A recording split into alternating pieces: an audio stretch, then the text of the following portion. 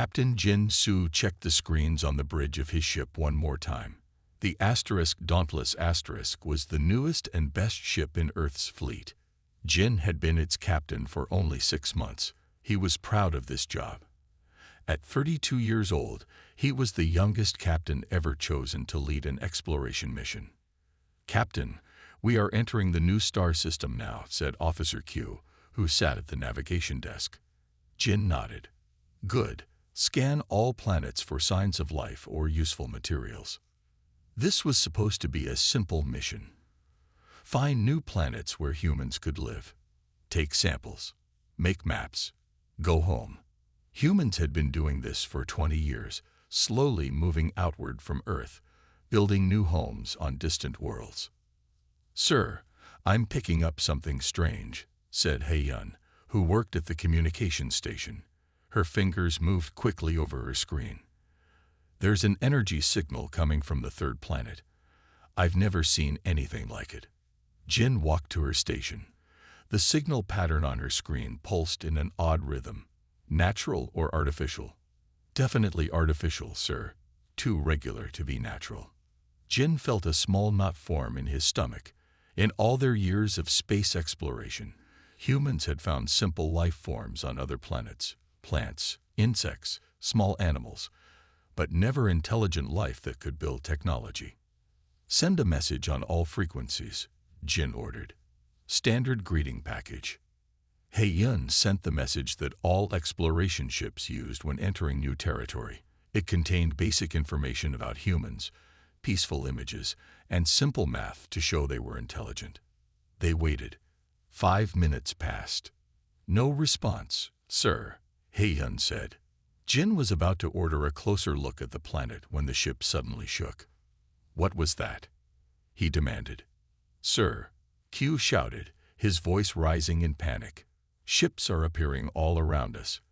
They weren't there a second ago." Jin rushed back to his captain's chair and looked at the main screen. His heart nearly stopped. 7 massive ships had surrounded the Dauntless. They were like nothing he had ever seen before. Each one was at least 5 times larger than his ship.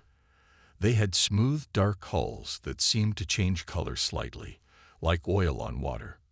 "Where did they come from?" Jin asked, struggling to keep his voice calm. "Unknown, sir," said Q. "They must have some kind of technology that hides them from our sensors." "Weapons status?" "Online, sir, but—" Q hesitated. "Our scans can't even penetrate their outer hulls. I don't think our weapons would do anything to ships that size." Jin knew he needed to think carefully. His ship was trapped. They couldn't fight. They couldn't run. 42 crew members depended on his next decision. "Hei-yun, broadcast on all frequencies. Tell them we are a peaceful exploration vessel from Earth. We mean no harm and will leave immediately if we have entered their territory." Hei-yun sent the message. For a long minute, there was no response. Then her console lit up. "Captain, they're responding. It's a visual message." "On screen," Jin ordered. The main view screen changed to show it was clearly an alien. Jin and his crew stared in amazement. The alien had a humanoid shape. 2 arms, 2 legs, 1 head. But that's where the similarity ended. Its skin was covered in small scales that shifted from blue to green to purple as it moved. It had no hair, but instead a crest of what looked like flexible spines on its head. Its eyes were large and silver, with no visible pupils. The alien spoke. The sounds were clicks and whistles no human could make. "I can't understand them," Jin said. "Sir, they're sending a data package," Hei-yun reported. "It looks like a translation program." Jin raised his eyebrows. "They've studied our language." "Apparently, sir. The program is integrating with our systems now." After a few moments, the alien spoke again, and this time, a flat, computerized voice translated. "Human vessel, you have entered Cenax space. Your ship will be held in place. Your captain will come aboard our command ship for questioning. Resistance is not advised." Jin looked at his senior officers. "Options. We could try to run, suggested Min, his security officer. Full power to engines. Try to break away. Q shook his head. Those ships are generating some kind of energy field around us. Our engines can't overcome it. And even if we could, added Da, the ship's engineer, those ships would catch us easily. Their technology is far beyond ours. Jin nodded slowly. Then I'll go. Hey Yun, tell them I accept their invitation. Sir, Min protested. We don't know anything about these aliens. It could be dangerous. We don't have a choice, Min, Jin said firmly. And this is what we always hoped for, isn't it? First contact with an intelligent alien species. It's just not happening the way we expected.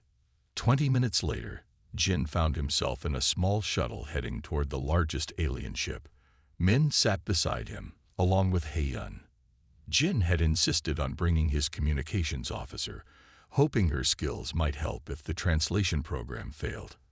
Stay alert, Jin told them as their shuttle approached an opening in the massive alien vessel. But remember, we represent all of humanity now. Our actions here matter.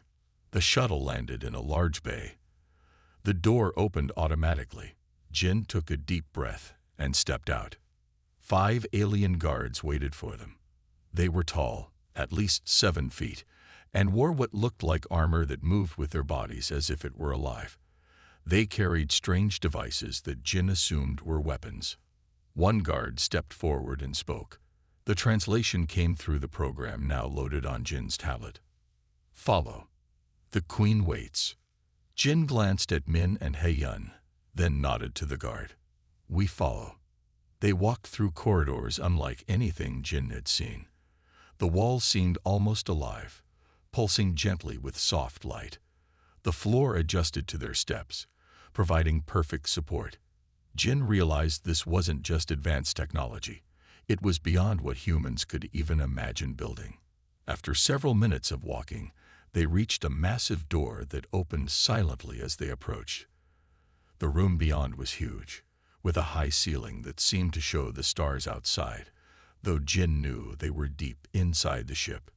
At the far end, seated on what looked like a throne made of the same living metal as the rest of the ship, was a larger alien. Her scales, Jin somehow knew this was a female, shifted colors more vibrantly than the guards. The crest on her head glowed with its own light. She wore no crown, but her presence radiated authority. Approach, human, came the translated voice from Jin's tablet. Jin walked forward, stopping about 10 feet from the throne. Min and Hei-yun stayed slightly behind him. I am Captain Jin Su of the Earth Alliance vessel Dauntless *, Jin said clearly. We are on a peaceful mission of exploration. We apologize if we have violated your territory. The alien queen studied him for a long moment. Jin felt as if those silver eyes could see right through him. I am Naya, queen of the Sinax Empire, she finally said. Our territory spans 5,000 star systems. Your little ship has indeed trespassed, but that is not why you are here. Jin waited, unsure what to say. For many years, we have observed your species, Queen Naya continued. You are young, primitive in many ways, yet you have potential we find interesting. We would welcome peaceful contact and exchange of knowledge, Jin offered. Queen Naya made a sound that the translator didn't catch, perhaps a laugh.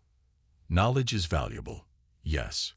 But what I need from you, Captain Jin Su, is something else entirely. She leaned forward slightly. There is a threat approaching, one that even my empire, with all its power, cannot face alone. A threat that your species, despite its primitive technology, may be uniquely equipped to help us fight. Jin felt a chill run down his spine. What kind of threat? Queen Naya's scales darkened to a deep blue. We call them the void entities. They consume entire worlds, Captain. And they are coming. Void entities? Jin asked. The words felt strange on his tongue. What are they? Queen Naya's scales rippled with dark colors. They are ancient beings, older than my people, older, perhaps, than the stars themselves. They'd move through space, consuming everything in their path. 3 of our colony worlds have already been lost. Jin glanced back at Hei-yun and Min. Both looked as confused and worried as he felt. I don't understand, Jin said, turning back to the Queen. My ship is small. Earth's fleet is tiny compared to yours. How could we help against something that your empire can't stop? Queen Naya stood from her throne. She was even taller standing, at least 8 feet. She walked toward Jin with a grace that seemed impossible for her size. Come with me, Captain. Jin followed the alien queen, with Hei-yun and Min close behind. They walked through more living corridors until they reached what appeared to be a science lab. Several Synax aliens worked at stations with technology Jin couldn't begin to understand. One Synax approached them. He was shorter than the guards, but had more colorful scales. My queen, he said with a small bow. This is Tai, our chief scientist, Queen Naya told Jin. He will explain. Ta moved to a large screen on the wall. It showed what looked like brain scans, some in blue, others in red. The blue patterns are Synax minds, Ted explained. The red are human minds, based on data we have collected during our observations of your species. Jin wanted to ask about these observations, but decided that was a question for later. We discovered something unusual, Tai continued. The void entities can detect Synax mental patterns from great distances. They sense our consciousness and are drawn to it. But human patterns, he pointed to the red scans, they cannot detect these at all. Jin's eyes widened as he began to understand. You're saying we're invisible to them? Yes, Queen Naya said. Somehow, your species evolved a type of consciousness that the void cannot sense. We do not know why, but it gives us hope. For the next week, Jin and his crew worked closely with the Synax scientists. The Dauntless traveled with the Synax fleet toward the edge of their territory, where the void entities had been spotted. Hei-yun spent most of her time analyzing the differences between human and Synax brain patterns. She was the first to make an important discovery. Captain, she said, rushing into Jin's temporary quarters aboard the Synax ship, I think I found something. Jin looked up from the reports he was reading. What is it? Our brainwaves operate on a completely different frequency than the Synax. It's like we're broadcasting on a radio channel the void entities can't hear. Jin sat forward. Could we use this somehow? Maybe find a way to hide the Synax using our frequency. Hei-yun nodded excitedly. That's exactly what I was thinking. I've already talked to Tai about it. He thinks we might be able to build a device that masks Synax brain patterns behind human ones. Jin immediately requested a meeting with Queen Naya. When he explained Hei-yun's idea, the Queen's scales glowed with bright colors. This could work, she said, but creating such a device would require testing. Dangerous testing, close to the void. I volunteer, Jin said without hesitation. My ship and crew will test it. Queen Naya studied him with those silver eyes. You would risk your lives for a people not your own. Jin nodded. If these void entities consume worlds, Earth could be next. Helping you helps us all. For the first time, Jin saw what might have been a smile on the alien queen's face. You continue to surprise me, Captain Jin Su. Over the next 2 weeks, Jin worked with Tai and the other Synax scientists to develop what they called a neural mask. It was a small device that could project human brainwave patterns around a larger ship. When the device was ready, Jin gathered his senior officers in the Dauntless conference room. This mission will be completely voluntary, he told them. We will take the Dauntless to the edge of void territory and test the neural mask. If it works, we'll have found a way to protect the Synax from detection. How dangerous is this? Asked Q. Very, Jin admitted. If the mask fails, the void entities will detect us immediately. We don't know what they might do. There was silence for a moment. Then Hei-yun spoke up. I'm going. This was partly my idea. I need to see it through. Me too, said Min. Someone needs to keep you safe, Captain. One by one, every officer volunteered. Jin felt proud of his crew. They were brave in the face of the unknown. The day before they were to leave, Queen Naya asked to speak with Jin privately. He met her in a small room that seemed to be a personal study. "Captain," she said, her voice sounding different than usual, softer, perhaps. "Tomorrow's mission. The chances of success are not high." "I know," Jin said, "but we have to try." Queen Naya moved closer to him.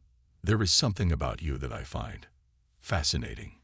Your willingness to help, your courage. These are qualities the Synax value highly." Jin wasn't sure how to respond. "Thank you, Your Majesty. If you succeed tomorrow, you will have earned not just my gratitude, but a place of honor among the Synax. Your people will be welcomed as allies, not merely as a useful tool against the void." "That would be a great outcome for Earth," Jin said.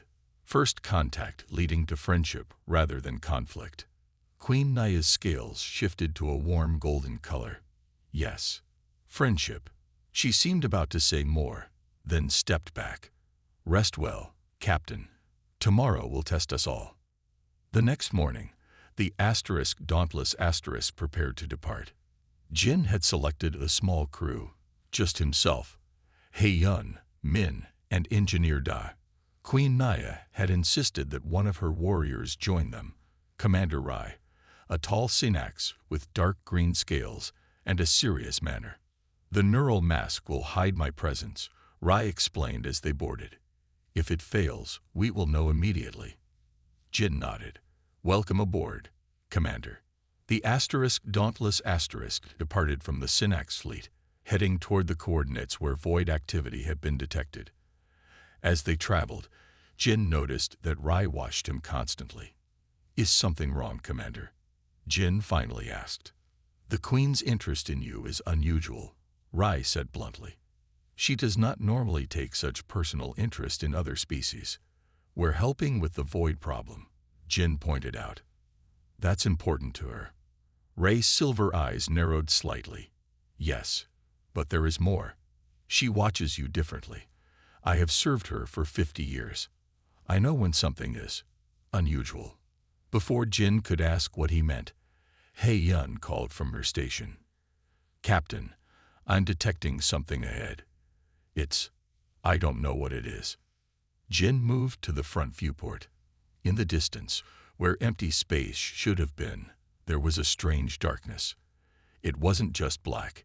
It seemed to bend the light around it, as if reality itself was being twisted. "The void," Rai said quietly. "We have found them." "Activate the neural mask," Jin ordered. Dad pressed several controls. A soft hum filled the ship as the device powered up. "Mask is active," Day reported. "Rai's brain patterns should be hidden now." They moved closer to the strange darkness. Jin felt his heart pounding.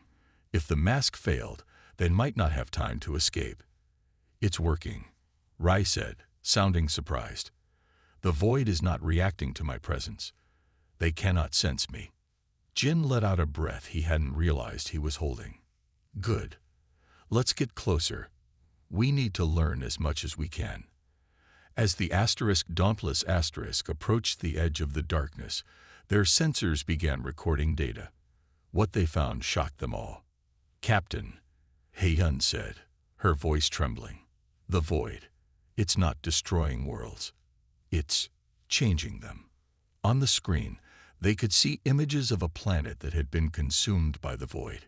It was transformed, covered in strange structures that glowed with unearthly light.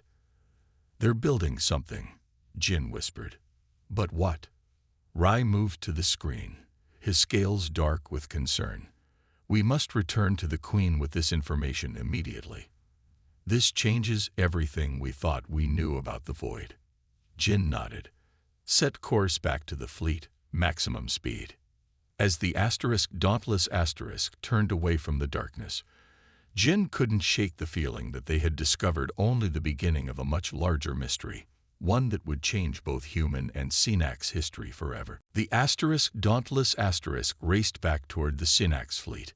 Jin stared at the images on the screen. The void entities weren't just destroying worlds, they were changing them into something new. What do you think they're building? Jin asked Rai. The Synax warrior's scales had turned a deep blue, which Jin had learned meant deep thought or concern. I do not know, Rai admitted. In all our encounters with the void, we never got close enough to see this. We always assumed they were simply consuming worlds for energy. Hei-yun looked up from her station. Captain, I've analyzed the sensor data. The structures on that transformed planet are generating massive amounts of energy, more than anything I've ever seen. Could it be a weapon? Jin asked. Ray's scales darkened even more. If it is, then we are all in grave danger. When they reached the Synax fleet, Queen Naya called them immediately to her command center. Jin brought the sensor data and images they had collected. The Queen watched the recordings in silence. Her scales shifted through many colors as she processed what she was seeing. This changes everything, she finally said. We thought the void was mindless destruction. But this shows purpose, planning. What kind of purpose? Jin asked. Queen Naya turned to him. That is what we must discover. And quickly. If the void is building something that requires so much energy, it could threaten not just my empire, but all life in this part of the galaxy. Jin thought for a moment. The neural mask worked. Rai was completely hidden from the void. Could we use this technology to get closer? Maybe even send a team to one of these transformed planets. The Queen's silver eyes widened. That would be extremely dangerous. Yes, Jin agreed. But we need to know what we're facing. Queen Naya studied him. You would lead such a mission. Jin nodded. I would. Then I will provide you with our fastest scout ship. It is small but has our best stealth technology. Combined with your neural mask, you might get close enough to learn what the void is planning. 2 days later, Jin stood in the launch bay of the Synax flagship, looking at the scout ship. It was sleek and dark, designed to move quickly and stay hidden. His team was small, just Hei-yun, Da, Min, and Rai. Any more would increase the risk of detection. As they prepared to board, Queen Naya arrived to see them off. She approached Jin while the others were loading equipment. Captain Jin, she said quietly, there is something I must tell you before you leave. Jin looked at her, surprised by the serious tone of her voice. My scientists have been studying the data from your neural mask. They found something unexpected. What is it? Jin asked. The reason your human brainwaves hide Rai so effectively is that they are similar in some ways to Synax patterns. Not identical, but there are connections we cannot explain. Jin frowned. What does that mean? I do not know yet, but it suggests our species may be more connected than we realized. Queen Naya's scales shifted to a soft purple color. Be careful, Jin. Your safe return matters to me, personally. Before Jin could ask what she meant, she turned and walked away. The small scout ship left the Synax fleet and headed deep into void territory. With the neural mask running at full power, they managed to slip past several void entities without being detected. This is working better than I hoped, Daz said as he monitored the ship's systems. Don't get too confident, warned Min. We're getting deeper into their territory. If anything goes wrong, we're a long way from help. Jin nodded. Min's right. Stay alert, everyone. After traveling for 3 days, they reached a planet that had been completely transformed by the void. From orbit, they could see massive structures covering the surface. They glowed with strange blue-green light. I'm picking up enormous energy readings, Hei-yun reported. Whatever they're doing down there, it's using power on a scale I've never seen before. Can we land safely? Jin asked. Day checked his screens. There's a flat area near one of the smaller structures. If we're careful, we can put down there without being noticed. Jin made his decision. Take us down. The scout ship descended through the atmosphere and landed gently on the transformed planet's surface. Through the viewports, they could see a landscape that looked nothing like a natural world. The ground was covered in a smooth black material that seemed to flow like liquid but was solid to the touch. The structures around them pulsed with inner light. "The air is breathable," Day reported after running tests. "But I wouldn't recommend staying long." Jin nodded. "Ray and I will go outside to investigate. The rest of you stay with the ship. If anything happens to us, take off immediately and get back to the fleet." Min didn't like this plan. "Captain, I should go instead. It's my job to protect you." "I need you to protect the ship and the others," Jin said firmly. "If we don't come back, they'll need your skills to get home safely." Min reluctantly agreed. Jin and Rai put on light protective suits and stepped outside onto the transformed planet. The ground felt strange under Jin's feet, slightly springy, as if it were somehow alive. They walked toward the nearest structure. It towered above them, at least 500 feet tall. Its surface rippled with patterns of light that seemed to follow some complex rhythm. "What is it?" Jin whispered. Rai moved his hand near the surface, not quite touching it. It almost feels aware." Suddenly, Jin's comm unit crackled with Hae-Yun's voice. "Captain, we're picking up movement all around you." Jin looked around and saw dark shapes emerging from the ground itself. They were roughly humanoid but made of the same flowing black material as the landscape. They moved with a strange, liquid grace. "Back to the ship," Jin ordered. "Now." They turned and ran. The dark figures followed, not quickly but steadily, as if certain their prey couldn't escape. Jin and Rai reached the ship just as the figures began to close in. They scrambled inside, and Da immediately started the engines. "Get us out of here," Jin shouted. The ship lifted off, but as it rose, one of the dark figures leaped up with impossible strength and caught hold of the landing gear. The entire ship shuddered. "We've got a passenger," Da yelled. Min rushed to a viewport. "It's climbing up the side." "Full power to engines," Jin ordered. "Shake it off." The ship accelerated hard, throwing them all against their seats. There was a loud screech of metal as the dark figure tore at the ship's hull. "It's breaking through," Hae-Yun cried. Just as the hull began to breach, Rai moved with lightning speed. He grabbed an energy weapon and fired directly at the tear in the hull. There was a flash of light, a horrible shrieking sound, and then silence except for the hiss of air. "Hull breach," Day reported. "Sealing emergency bulkheads."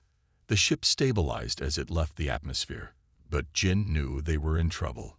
"Damage report." "Engine power at 60%, Da said grimly. "Life support damaged but functional. We can make it back to the fleet, but it'll be slow." "Something's happening," Hae-Yun said suddenly, staring at her screen. "The planet. It's changing."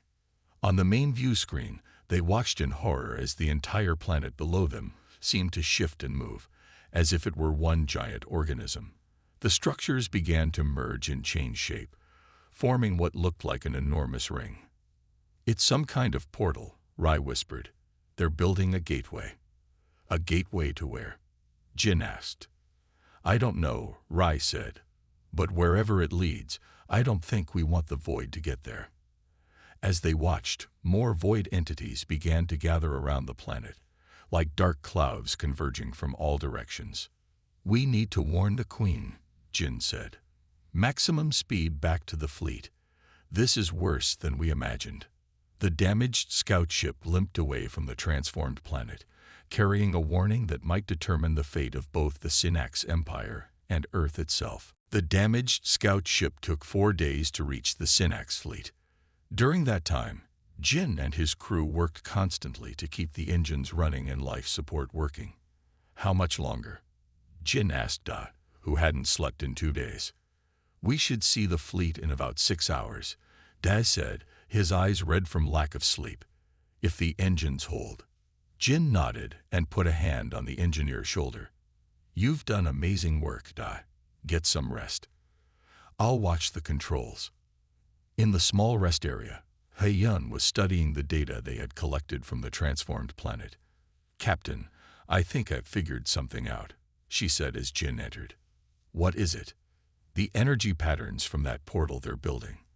They match readings from very old records, readings from the edge of the universe." Jin frowned. "What does that mean?"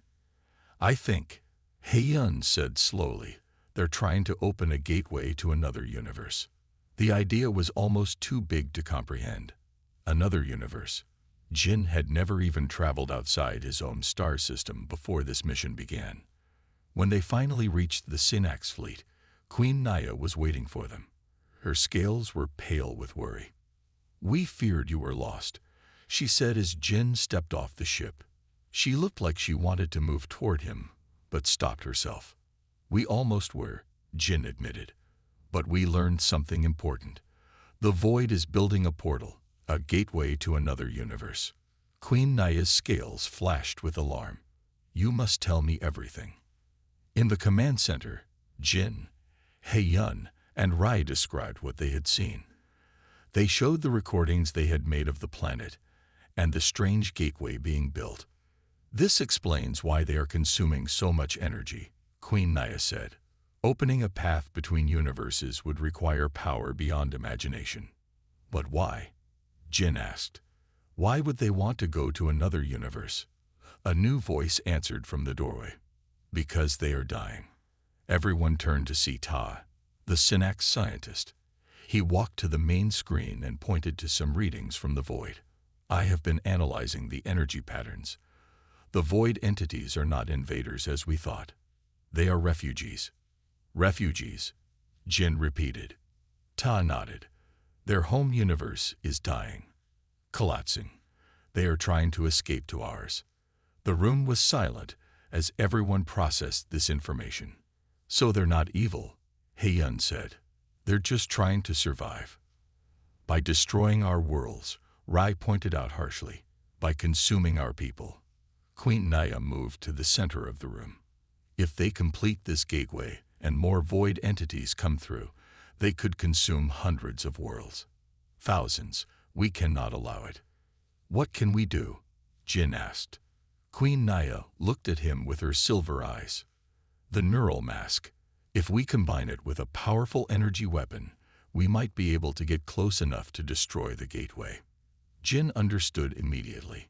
"You want to attack the gateway using our technology to get past their defenses?" "Yes, it would require a small ship, fast and maneuverable. The Dauntless would be perfect." Jin felt a weight settle on his shoulders. This was no longer about exploration or first contact. This was war, and his ship would be the weapon. "How soon?" he asked. "One day," Queen Naya said. "My scientists are already adapting your neural mask technology to shield weapons fire. By tomorrow, we will be ready." Jin nodded. "I'll prepare my crew." As he turned to leave, Queen Naya spoke again. "Captain Jin, I would speak with you privately." Jin followed her to a small room off the main command center.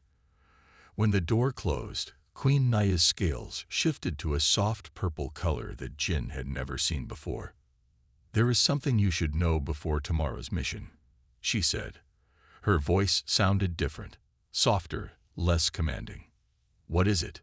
Jin asked. "Our scientists have completed their study of the connection between human and Synax brain patterns." She paused, seeming to gather her thoughts. "It is not a coincidence." Jin waited, not understanding. "Long ago, thousands of your Earth years, a Synax exploration ship crashed on your world." Queen Naya's scales rippled with emotion. "The crew survived the crash, but could not repair their ship. They were stranded." Jin's eyes widened as he began to understand. "They integrated with the primitive humans they found there," Queen Naya continued. "Over generations, their bloodlines mixed. Their Synax traits became dormant but remained in the DNA of certain human families." "You're saying humans and Synax are related?" Jin asked, stunned. "Some humans, yes. Those with the strongest neural patterns that the Void cannot detect. Queen Naya's eyes locked with his. Humans like you, Jin Su. Jin felt like the floor was shifting under his feet. How is that possible? We look nothing alike. The physical traits faded over thousands of years of adaptation to Earth. But the neural patterns, the brain structures, those remained. Queen Naya moved closer to him. There is more. The ship that crashed, it carried members of the royal family. My ancestors. Jin stared at her. Are you saying that Your neural pattern is the strongest I have ever seen in a human. It matches the royal Synax line. My line. Queen Naya's scales now glowed with a golden light. You are, in a very distant way, my kin. Jin struggled to find words. This was too much to process. Why tell me this now? Because tomorrow's mission is dangerous. You may not return. And I could not let you go without knowing the truth. Queen Naya's voice became even softer. It explains why I felt drawn to you from the moment we met. Not just as an ally, but as family long lost and found again. Jin needed time to think, but there was no time. Tomorrow, he would lead his ship against the Void Gateway. Tomorrow, he might die. Thank you for telling me, he finally said. It doesn't change what we have to do tomorrow, but it changes how I think about it. Queen Naya nodded. Rest now, Jin Su. Tomorrow will require all your strength. The next day, the Dauntless prepared for battle. Jin had told his crew about the mission, but not about his conversation with Queen Naya. That was too personal, too confusing to share yet. The plan is simple, he told his officers. We approach the gateway using the enhanced neural mask to hide us. When we're close enough, we fire the Synax energy weapon they've installed. It should disrupt the gateway long enough for the Synax fleet to attack and destroy it completely. And the void entities? Heian asked. Jin sighed. Without the gateway, they'll be trapped in our universe, but their numbers will be limited. The Synax believe they can be contained. As they prepared to leave, Queen Naya came to see them off. In front of all the Synax officers and Jin's crew, she did something that shocked everyone. The queen of the most powerful empire in the galaxy slowly lowered herself to her knees before Jin. The Synax guards and officers gasped. Rai's scales turned white with shock. In all my centuries, Queen Naya said, her voice clear and strong, I never imagined I would kneel before another being. But you deserve this honor, not just for your bravery, but because of who you are. Jin stood frozen, unable to speak. You go to fight for people who were strangers to you mere weeks ago. You risk your life for my empire, for your Earth, for countless beings you will never meet. Queen Naya's scales glowed with brilliant light. And you do this not knowing your true heritage, your true importance. She looked up at him, her silver eyes shining. Today, before all present, I acknowledge you as kin to the royal house of Synax. Whatever happens at the gateway, know that our peoples are not just allies but family, separated by time and space, but joined by blood. Jin finally found his voice. I will do everything in my power to succeed, Your Majesty, for both our peoples. Queen Naya rose to her feet with grace. I know you will, Jin Su. And when you return, we will begin a new chapter in the history of both our worlds. As Jin boarded the Dauntless for what might be his final mission, he felt strangely at peace. Whatever happened at the Void Gateway, he now understood his place in the universe better than he ever had before.